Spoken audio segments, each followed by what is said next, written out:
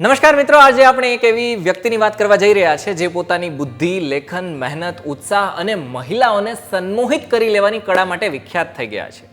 વિખ્યાત કેવા સુખ્યાત કેવા હવે એ તો અલગ વસ્તુ છે, હું તમારા પર છોડું છું. પણ તમે સમજી ગયા હશો કે હું કોની વાત કરી રહ્યો છું. જી હા, હું વાત કરી રહ્યો છું ગિયાકોમો કેસેનોવાની. એક એવા વ્યક્તિ કે જે જ્યાં પણ જતા હતા ને મહિલાઓને પોતાની અદાથી એકદમ મોહિત કરી દેતા હતા. દુનિયા એમને લંપટ કે રંગીન મિજાજ વ્યક્તિ તરીકે પણ ઓળખે છે.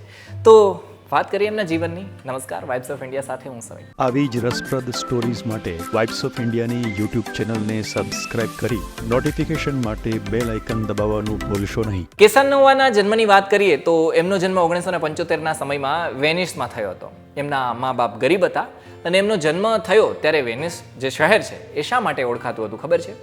વેશ્યાવૃત્તિ માટે. એ લેખક હતા અને તેમને જીવન ઉપર એમણે એક આત્મકથા પણ લખી છે કે કેવી રીતના એક અય્યાશ મસ્ત મૌલા જીવન જીવ્યા અને કેવી રીતના એમના જીવનનો એકલતાની અંદર અંત આવ્યો. કેસાનોવાની હરકતોની વાત કરીએ તો ઘણીવાર એને પોતાની હરકતો જેટલી પણ હરકતો છે એના કારણે જેલની હવા પણ ખાવી પડી છે.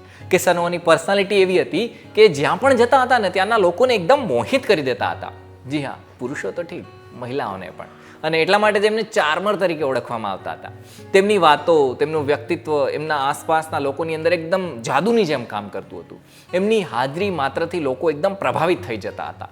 જે લોકોને કેસાનોવા પસંદ નહોતા ને એ લોકો એમને હિસ્ટોરી ડે માવી નામની જે પુસ્તક છે જે કેસાનોવાની છે એમને કામુક કથા તરીકે પણ ઓળખાવતા હતા. કેસાનોવા ખાલી રોમાન્સ માટે જ કુખ્યાત ન હતા.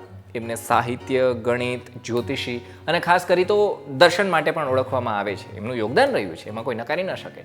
એવું કહેવામાં આવે છે કે કેસાનોવાએ પોતાના પૂરા જીવનમાં 120થી વધુ મહિલાઓ સાથે સંબંધ બાંધ્યા હતા. એમના જીવનના અંતિમ સમયમાં એ એકલા હતા અને એટલા માટે ટાઈમ પાસ કરવા માટે એમણે આત્મકથા લખી લીધી હતી. કહેવામાં એવું પણ આવે છે કે જ્યારે લખતા હતા ને ત્યારે 13 કલાક સતત લખતા રહેતા હતા અને અંતે એમની આત્મકથા છે છપાય છે અને લોકો એમની આત્મકથા રૂચિથી વાંચે છે. તો આ હતા કેસાનોવા અને એમની જીવનભરની જે રોમાંચક યાત્રા હતી એ. તમને આ વિડીયો કેવો લાગ્યો? પસંદ આવ્યો કે નહીં? લાઈક કરવાનું ભૂલતા નહીં. આવા જ વિડીયો જોવાનો જો તમે શોખ રાખતા હોય તો પછી અમારી ચેનલ સબસ્ક્રાઈબ કરી શકો છો. તમને એવું લાગતું હોય કે બીજા ઘણા બધા વિષયો એવા છે જેના ઉપર પણ અમે તમને વિડીયો બનાવીને માહિતી આપી શકીએ છીએ તો નીચે કોમેન્ટ સેક્શન છે ને એમાં લખી અને ફટાફટ અમને આપી દો. ફરી મળીશું આવા જે વિડીયો માટે. રજા આપો મને. ધન્યવાદ.